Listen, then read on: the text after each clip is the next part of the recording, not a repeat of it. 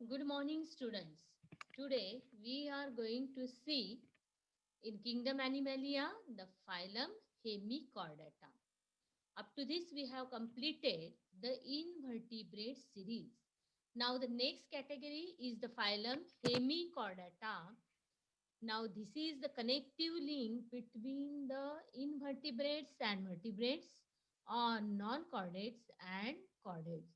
So, we will see what are the characters of these hemichordata. So, phylum Hemichordata. Characteristics in that we are going to see this is previously placed in phylum Chordata, but now shifted to non-chordata. Structure previously thought to be a notochord is now known to be a buccal diverticulum. So जसं आपण म्हटलं की सुरुवातीला की notochord हा जो एक rod like structure आहे हे रॉड लाईक स्ट्रक्चर याच्यामध्ये फाइंड आउट झालं होतं. Okay, so these rod like structure it is find out in these animal and hence it was considered as a chordata. त्यामुळे chordata मध्ये कन्सिडर केलं गेलं, पण हा जो नोटोकॉर्ड आहे it is not a complete structure. Okay, आणि so हे जे इथे सुरुवात झालेली आहे इथून जे आपण पाहिलं तर हे काही अॅनिमल्स आहे विशिष्ट, जसं फॉर एक्झाम्पल बॅनोग्लॉसस आहे, सॅकोग्लॉसस, हे काही अॅनिमल्स आहेत ज्याला आता हेमिकॉर्डेटामध्ये इन्क्लूड केलेले आहे. तर नोटोकॉर्ड इट इज म्हणजे याची नुकतीच सुरुवात झालेली आहे. This in the head region, sorry proboscis region that is known to be buccal diverticulum. This thought to be a notochord is now known to be a buccal diverticulum. तर याचं जे origin आहे तिथे असल्यामुळे हे नोटोकॉर्ड जे आहे हळूहळू नंतर डेव्हलप होत गेलेलं आहे. तर पुढे अजून काही क्लासेस आहेत जसं युरोकॉर्डाटा आहे, सिफॅलोकॉर्डाटा, की काही ॲनिमल्समध्ये नोटोकॉर्ड हा हेड रिजनमध्ये फाइंड आउट झाला, तर काही याच्यामध्ये नोटोकॉर्ड हा टेल रिजनमध्ये फाइंड आउट झाला. नोटोकॉर्ड हा हेड रिजनमध्ये फाइंड आउट झालेला आहे म्हणून तिथे त्याला सिफॅलोकॉर्डाटा म्हटलेलं आहे, जे आपण पुढे घेणारच आहोत. युरोकॉर्डाटा टेल रिजनमध्ये, युरो मीन्स टेल, टेल रिजनमध्ये फाइंड आउट झाला म्हणून त्याला युरोकॉर्डाटा. तर हे जे मिडल क्लासेस आहे, तर हा जो नोटोकॉर्ड एक्झॅक्टली इथे सुरुवात झालेली आहे, this primitive stage of the notochord formation in these that is the category of the animals and hence it is consider under hemichordata. पुढे जे सिपॅलोकॉर्डाटा, युरोकॉर्डाटा ते कॉर्डॅट्स मध्ये इन्क्लूड केले गेलेले आहे. तिथे हेड रिजन मध्ये प्रॉमिनंटली नोटोकॉर्ड फॉर्म झालेले आहे, टेल रिजन मध्ये नोटोकॉर्ड फॉर्म झालेले आहे. आणि प्रिमिटिव्ह स्ट्रक्चर जे आहे ते या कॅटेगरीमध्ये फाइंड आउट झाले, त्यामुळे याला लिंक मानले जाते नॉन कॉर्डाटा आणि कॉर्डाटा मधली. So this is an ectodermal structure. It is having the notochord and this is having the two classes. Enteropnusta मध्ये हे बॅलनोग्लॉसस एक एक्झाम्पल आहे. आणि देन टेरोब्रांकिया हा एक क्लास आहे ज्याच्यामध्ये रॅप्डोप्ल्युरा हा एक आहे. कारण की काही मॅक्झिमम हे जे आहे ते फ्री लिव्हिंग आहे, पण हे रॅप्डोप्ल्युरा this is the sedentary.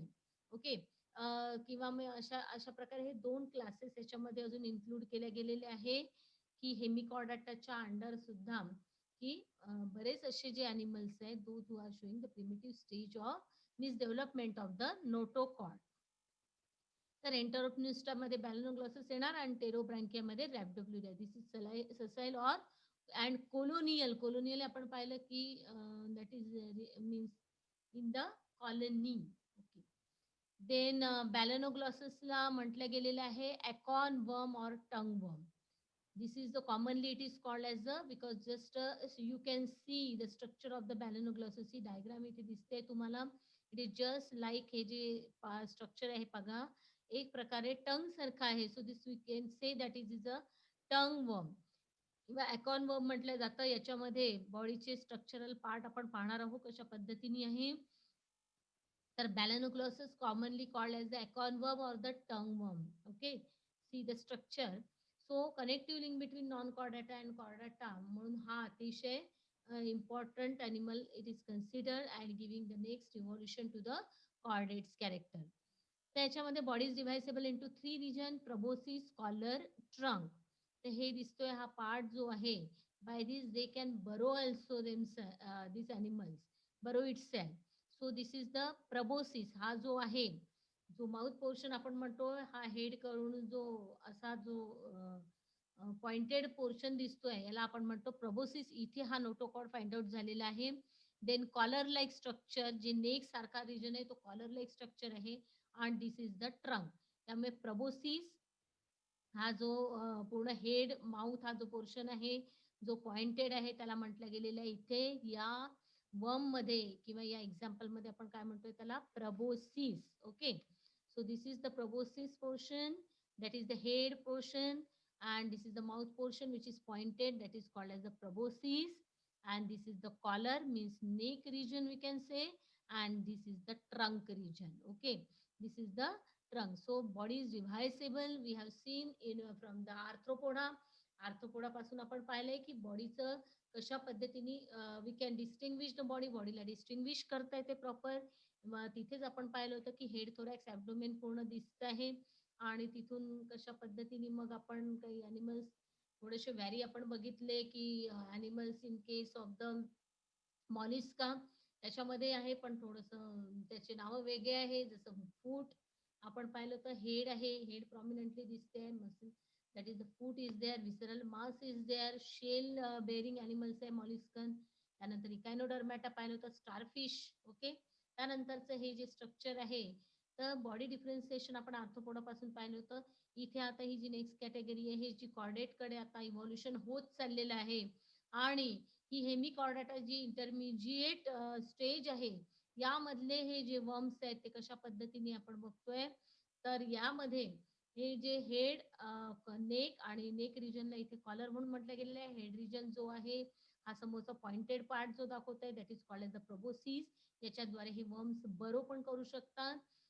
Collar region hai, and this one is the trunk region. So we can say body is divisible into 3 regions: proboscis, collar and trunk. Okay, तर इथे तुम्हाला डायग्राम मध्ये पूर्ण अजून दिसते की this is the anus region, mouth region आहे. Anus आहे it means that digestive tract it is complete, म्हणजे alimentary canal it is also form. इथे एलिमेंटरी कॅनल पण आहे, हे पुढे आपण पाहणार आहोत कॅरेक्टर. आता हे जे वर्म्स आहेत एकॉन वर्म्स ऑर द टंग वर्म याला आपण म्हणतो. ओके, जस्ट लाईक एक टंग सारखं आपण स्ट्रक्चर म्हणून that's why its name this look is like a tongue, that's why tongue worm पण म्हणता येईल. हे totally exclusively these are the marine. या अगोदरचा जो पण क्लास आहे सॉरी फायलम जो आहे इकायनोडर्मॅटा आपण म्हणतो ज्याच्यामध्ये स्टारफिश ब्रिटल फिश पाहिलाय तर this is also the exclusively marine invertebrate phylum म्हणून कन्सिडर केलं जातं. If the question it is asked about what is the exclusively म्हटलेलं आहे means mostly all the animals are marine. Marine it means living in sea water, जे sea water मध्ये आहे ते त्याला आपण टोटली मराईन म्हणतो. तर एक्सक्लुझिव्हली शब्द वापरलाय म्हणजे only in sea water they are found, not the fresh water. तर अगोदरचा जो फायलम आहे इकायनोडर्मॅटा तो इकायनोडर्मॅटा सुद्धा एक्सक्लुझिव्हली मराईन म्हणून कन्सिडर केला जातो. So echinodermata is a exclusively marine phylum. तर याच्यामध्ये पाहतो आपण एक्सक्लुझिव्हली मराईन ॲनिमल्स आहेत usually living at the bottom of sea in burrows. म्हटलं जसं they are also they burrow themselves. हे जे पॉइंटेड स्ट्रक्चर त्याच्यासाठी आहे. तर these animals living at the bottom of sea in burrows. Mostly these are free living, but the animals like Rhabdoplura are sedentary. Sedentary म्हणजे सांगितलं मी तुम्हाला attached to rock. बाकीचे जे ते फ्री लिव्हिंग आहे दे कॅन लिव्ह फ्रीली. पण काही जे अॅनिमल्स आहे ते जे रॅब्डोप्ल्युरा मधले ते जे अॅनिमल्स आहेत दीज आर इथे आपण पाहिलं कमिंग अंडर कॅटेगरी टेरोब्रॅकियम. तर they are sedentary means attach to the substratum. कशाला तरी रॉकला म्हणा किंवा कशाला जे आपण अगोदर बघितलं होतं तर कशाला तरी ते कसे अटॅच असतात पोरिफेरामध्ये तशाच टाईपचे हे पण animals. This rhabdopleura these are the sedentary means they are living with support. तर याला आपण म्हणतो these are the this is the structure of the worm. इथे तुम्हाला दिसते प्रबोसिस, कॉलर आणि हा जो ट्रंक रिजन मध्ये याच्यामध्ये ब्रँकियल रिजन म्हणून म्हटलेलं आहे. इथे जेनायटल रिजन पण दाखवलेलं आहे that is reproductive. Hepatic region, hepatic is the word म्हणजे हे जे लेबल्स आहे ते समजून घ्या. जेनायटल मीन्स रिप्रोडक्टिव्ह ऑर्गन जे आहे ते branchial that is the gills. Gill section जो आहे तो इथे फॉर्म आहे याच्यामध्ये गिल स्लिट्स फॉर्म झालेले आहे. Respiration takes place through the gills. Next character आपण पाहणार आहोत तर या डायग्राम मध्ये तुम्हाला हे बॅलनोग्लॉससची डायग्राम तुम्हाला काढायची आहे. त्यामध्ये हा जो हेड पोर्शन दिसते आहे, हा जो पॉइंटेड रिजन प्रोबोसिस म्हणतो, कॉलर आहे. ब्रँकियल रिजन हा ट्रंकमध्ये जो आहे, ब्रँकियल रिजन म्हणजे हा जो रेस्पिरेटरी रिजन आहे. Branchial region means related to gills. इथे गिल स्लिट्स फॉर्मेशन आहे. त्यानंतर जेनायटल रिजन्स, जेनायटल ऑर्गन्स पण फॉर्म आहेत. Because both the sexes are separate. Sexual dimorphism आपण ॲस्केलमिंथस पासूनच पाहिलेली आहे, की ॲस्केलमिंथस मध्ये कशा पद्धतीने सेक्शुअल डायमॉर्फिझम दाखवते. हिपॅटिक रिजन आहे. Hepatic the word it is related to liver. जास्त डिस्क्रायबिंग आपल्याला इंटरनल स्ट्रक्चर अनाटॉमी घ्यायची नाहीये. आपण एक्सटर्नल फीचर्स पाहतो आहे, but we are trying to understand the meaning of each and every word. त्यानंतर हे ॲनस दाखवते. याचा अर्थ काय? Mouth to anus. Alimentary canal it is well develop. त्यानंतर नेक्स्ट कॅरेक्टर यामध्ये आता हे जे आहे नर्वस सिस्टीम जी आहे, इथे नर्वस सिस्टीम वेल डेव्हलप आहे. डॉर्सल अँड ट्युब्युलर आहे. जसं अगोदर इन ॲनिलिडा नर्वस सिस्टीम ॲनिलिडामध्ये दिसते. फॉर एक्झाम्पल ॲनिलिडाचं आपण एक्झाम्पल पाहिलं होतं, की ॲनिलिडामध्ये अर्थवर्म. तर अर्थवर्ममध्ये पण नर्वस सिस्टीम काढायला येतं. पहिले डिसेक्शन असायचं, सॉरी. तर त्यामध्ये नर्वस सिस्टीम ही प्रॉमिनंटली त्याच्यामध्ये कशा पद्धतीने दिसते, तर नर्वस सिस्टीम ही वेंट्रल साईडला आहे.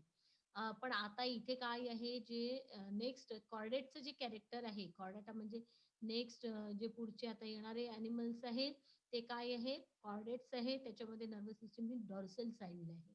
डॉर्सल म्हणजे पाठीमागची, वेंट्रल म्हणजे समोरची. तर ॲनिलिडामध्ये वेंट्रल साईडला नर्वस सिस्टीम आपण पाहिली, की वेंट्रल साईडला आहे. पण आता नर्वस सिस्टीमची पोझिशन काय झाली आहे?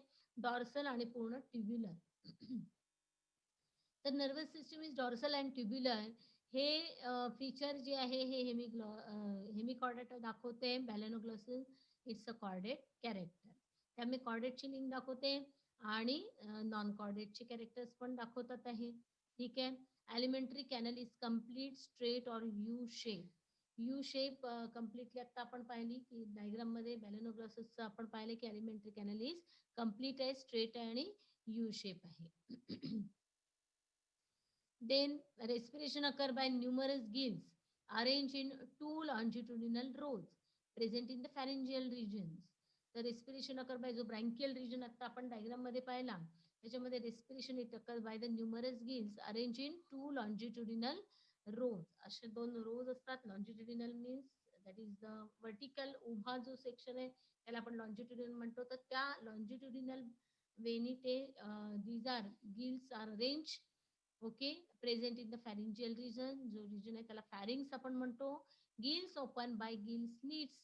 ओके, छोटे स्लिट्स म्हणजे छोटे छोटे होल्स असतात. Okay, gill open by gill slit. तर फॅरिंजियल गिल्स म्हणजे फॅरिंग्स रिजन पर्टिक्युलरली, जसं नेकच्या खाली हे जे आहे तो म्हणजे जो पार्ट आहे आपण याच्यामध्ये जर पाहिलं पूर्णपणे, तर जो फॅरिंग्स जो आपला आहे, आपण ज्याला घसा म्हणतो, जो फॅरिंग्स रिजन आहे त्या फॅरिंग्स रिजन मध्ये ही लोकेशन आहे गिल्सचं. तर हे जे स्पेशल फीचर जे आहे ते कॉर्डेटचं आहे.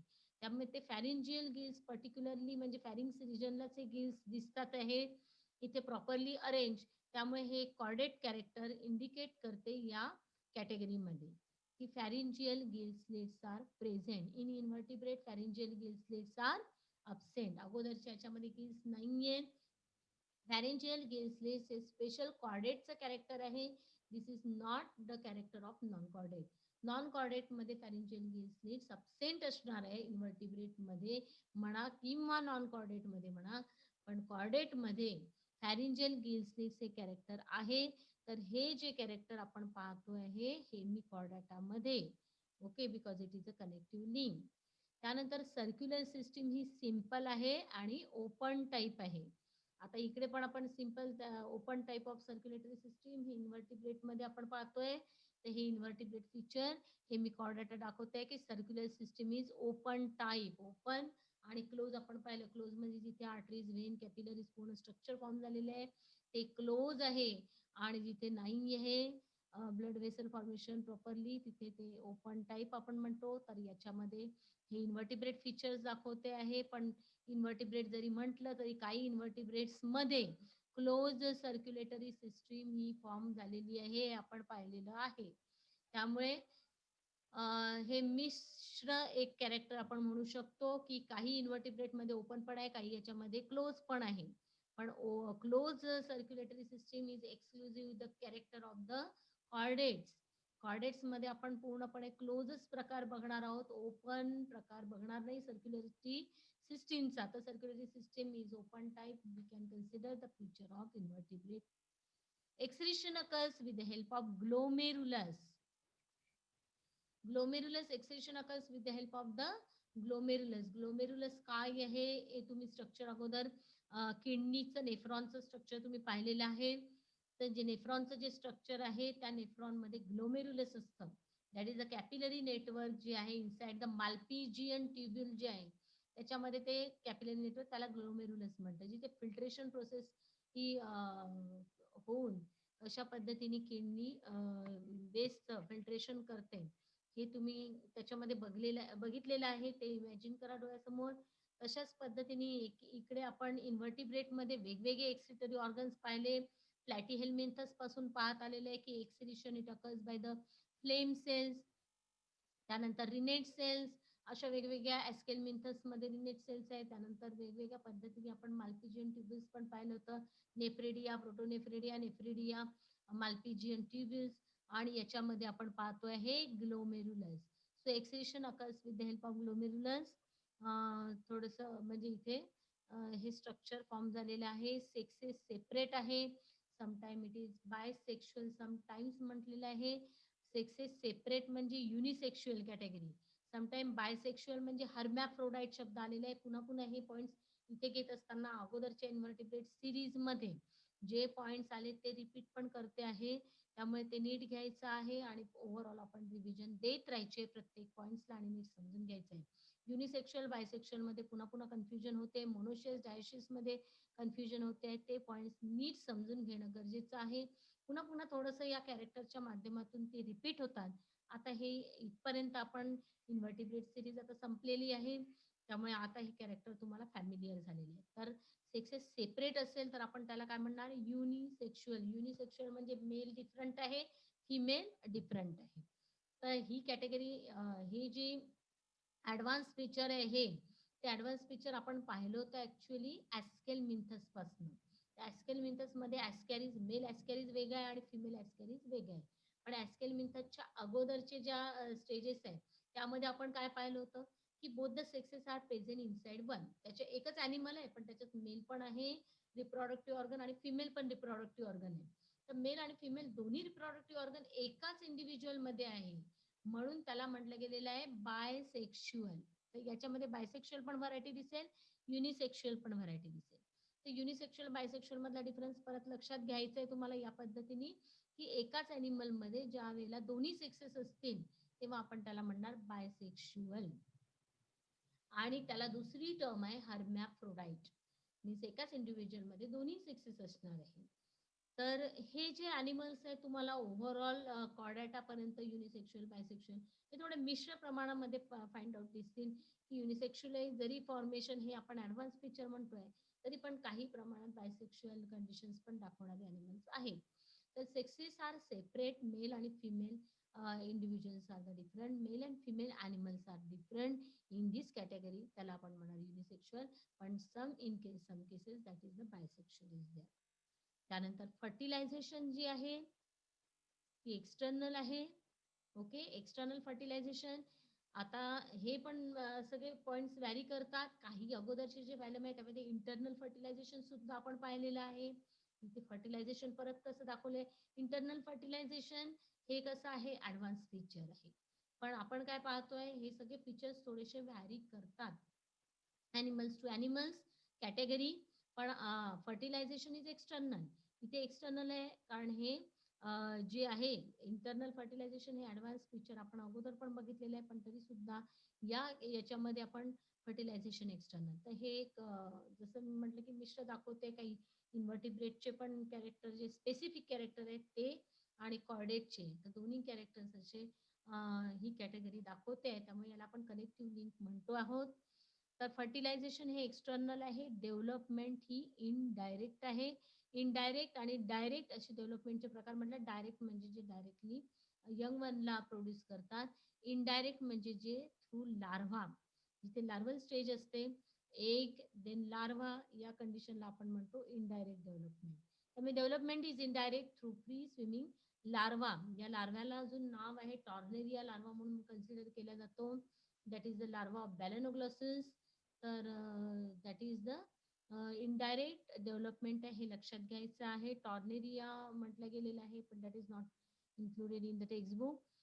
फर्टिलायझेशन आपण काय म्हटलं, एक्सटर्नल आहे. डेव्हलपमेंट इनडायरेक्ट आहे through free swimming larva. So this phylum is a connective link between non chordata and chordata. बरेचसे फीचर्स जे आहेत नॉन कॉर्डाटाचे दाखवतात आहे, तर कॉर्डाटाचे पण दाखवतात आहे. तर हे जे नोटोकॉर्ड प्रिमिटिव्ह स्ट्रक्चर इथे फॉर्म झालेलं आहे. Okay, in these category. So that's why we are consider these animal as the that is the connective link, that is not completely as a chordata. जसं पहिले याला कॉर्डेटा मध्ये include केलं गेलेलं आहे, पण most of the features it is showing of the non chordates. त्यामुळे याला याला कनेक्टिव्ह लिंक म्हणून सेपरेट ठेवलं गेलेलं आहे. That is coming under the hemichordata. तर याच्यामध्ये फॅरेंजियल स्लिट्स, नोटोकॉर्ड प्रेझेंट, हे जे आहे नोटोकॉर्डची सुरुवात, त्याचबरोबर फॅरेंजियल गिल स्लिट्स हे जे आहे हे टोटल कॉर्डेट कॅरेक्टर याच्यामध्ये आपण बघतो आहोत. तर बरेचसे काही जे फीचर्स आहेत ते प्रिमिटिव्ह आहे, जे अगोदर सॉरी याच्यासारखे दाखवतात आहे, इन्व्हर्टिब्रेट शी matching. So that's why we can say it is as a connective link. तर याच्यामध्ये आपण पाहतो आहे हे जे ॲनिमल्स आहे, सांगायचं म्हणजे आता आपण पूर्ण जी सिरीज पाहिली की phylum Porifera, then Silentirata, Tinofera, Platyhelminthes, Nemathelminthes or Esculminthus, Annelida, Arthropoda mollusca, Echinodermata, and now this is the Echinodermata series संपली आणि पुढे हेमिकॉर्डेटा. तर थ्रू आउट दिस हे जे बघितलेलं आहे हे थ्रू आउट इव्होल्युशन आहे. यामध्ये हा जो इव्होल्युशनवर मी फोकस करते आहे, कारण इव्होल्युशनरी कॅरेक्टर्स आपल्याला लक्षात घ्यायचे आहे. तरी सुद्धा आपण पाहतोय की पुढच्या येणाऱ्या फायलममध्ये काही थोडेसे व्हॅरी कॅरेक्टर दाखवत आहे. असं म्हणजे काही जशी आपण इव्होल्युशनरी सिक्वेन्समध्ये काही advance character according to evolution जरी फॉर्म झालेले आहे, तरी पण कॅरेक्टर्स कसे काही काही काही कॅरेक्टर जे आहे ती कशी व्हॅरी होतात ॲनिमल्स टू ॲनिमल्स. आणि काही फायलम्समध्ये थोडे वेगवेगळ्या पद्धतीने जे कॅरेक्टर्स आपण बघतो आहे.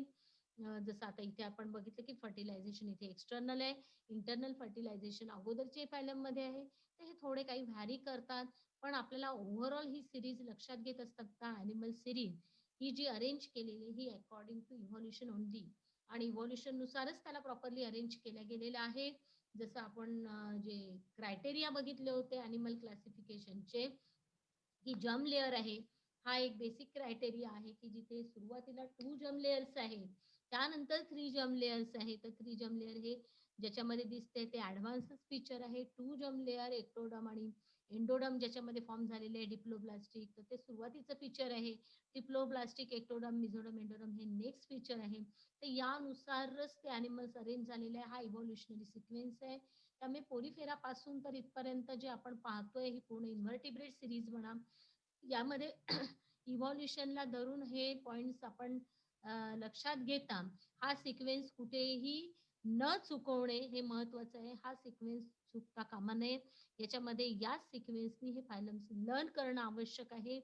कॅरेक्टर्स तुम्हाला सांगितले मी कशा पद्धतीने थोडेफार व्हॅरी होतात, पण जे मेन बेसिक इव्होल्युशनरी बेस जे कॅरेक्टर आहे ते व्हॅरी झालेले नाहीये. ट्रिप्लोब्लास्टिक पुढे ॲनिमल आल्यानंतर कुठलेही मध्ये ॲनिमल आपल्याला डिप्लोब्लास्टिक दिसणार नाही.